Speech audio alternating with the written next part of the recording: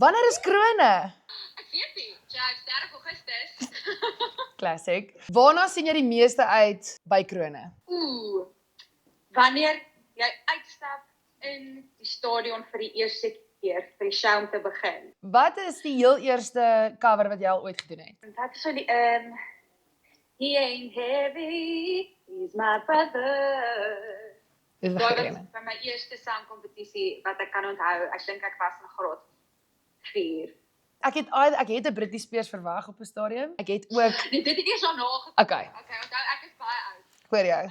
Eksklusief hier by iTickets. Anyway, so wat is 'n duet wat jy glad nie wil doen nie? As iemand nou sê, luister, een persoon met wie jy glad nie duet wil sing nie, wie sal dit wees? Ek het nou eintlik gehoop jy gaan sê 'n liedjie wat ek nie wil duet nie. Ons Dit is Islands in the Stream. Dit was my volgende vraag.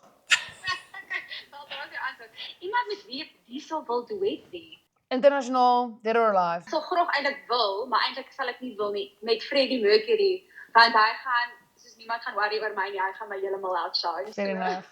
Ek het vir 'n oomblik gedink jy gaan sê ek, maar ek bedoel dis nou net wat ek. Nee, ek en jy kan such duet. What are you talking about? Kom. Wat is jou huidige gunstelingste liedjie om te cover? Castle on the Hill van Ed Sheeran, 5, my favorite ginger ninja in die wêreld. Wortel Combat. Ja.